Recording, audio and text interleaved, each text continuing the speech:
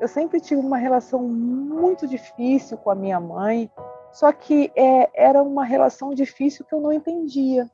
Eu não entendia, porque era uma relação difícil desde a infância, eu achava que era eu, ela achava que era ela, e ficava sempre naquela indisposição. Eu era muito reativo. Era aquela história assim de bateu, levou, leva o desaforo para casa. Isso para mim era uma virtude, sabe? Eu achava que eu estava certo, era o meu jeito de ser, né? Era uma dor profunda que me causava depressão, me causava síndrome do pânico.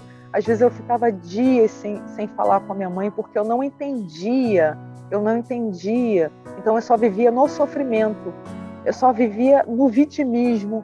A minha mãe, ela passou por um processo de câncer de mama e ela superou, foi muito guerreira, muito forte mesmo, fez quimioterapia, fez radioterapia e superou, se recuperou. Mas depois que ela se recuperou, ela ficou de depressão e ficou de cama, né? Então, o que seria o auge da felicidade dela, ela simplesmente não conseguiu reagir. O que mudou muito em mim foi a arrogância, no entendimento da arrogância. Eu achava que a arrogância era uma pessoa grosseira e estúpida, e arrogante é aquele que se fecha dentro das suas próprias convicções. Então ele acha que está certíssimo, não abre para aprendizado nenhum, porque ele está no auge da sua arrogância. Eu não me dava com meu pai, não me dava com minha mãe, eu sempre rejeitava as coisas que vinham deles. Minha mãe ficava na cama o dia inteiro, e ela não é cabalista, somente eu. Porque geralmente vinham aquelas palavras duras, sabe? Aquelas palavras que machucam, né? Não era com a intenção de machucar, mas eram tão bem escolhidas que machucavam, sabe? Assim. Com a pandemia e mais os ensinamentos da tradição, eu cheguei à conclusão que eu deveria trazer a minha mãe para próximo, para perto de mim. Eu sou uma buscadora, sabe? Desde os meus 16 anos, comecei a estudar meditação, e aí eu comecei a estudar outras coisas místicas, e ocultismo, isso e aquilo. Só que eu cheguei na Cabala muito confusa, porque eu tinha muito conhecimento, muito. Eu passei momentos tensos, sim, né? Mas foram também momentos de resgate de uma relação que até então estava ligada à superficialidade. Foram 57 anos de uma relação superficial. Como a nossa relação é muito difícil, a distância, com a proximidade ela ficou ainda pior. Só que ela não ficou pior, ela ficou melhor, porque as coisas foram mostradas do jeito que elas são, sabe? As experiências foram propostas, tanto para mim quanto para ela, e hoje em dia nós vivemos a verdade. É uma verdade dolorosa, mas é uma verdade libertadora.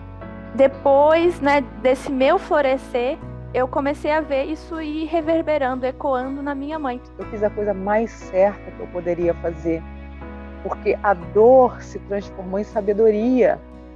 A sabedoria de reconhecer o limite do outro, de reconhecer o seu limite, aprender a colocar limite, aprender a aceitar a dor do outro, aceitar a sua dor como ensinamento.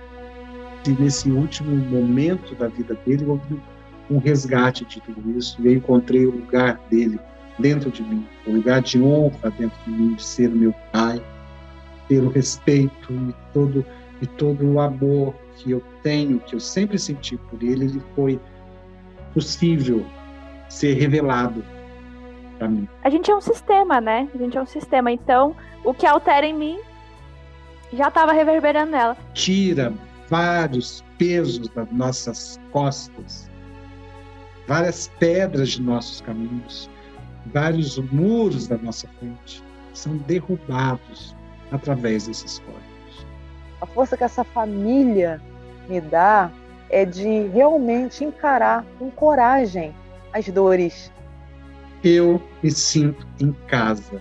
Foi uma sensação de ter voltado ao meu ambiente, né? Voltado à minha casa, ao meu lar. Né? Essa sensação, ela foi muito forte. A unicidade, a presença, o amor sabe? Você olhar e ver amor em tudo, e você se sentir amado, e você reconhecer que tudo é uma expressão desse amor, né? Eu lembro que anos atrás eu olhava assim e eu ficava, gente, cadê o amor? Onde é que tá o amor, né? Não via nada de amor. E hoje eu olho e tudo é amor e eu fico emocionada.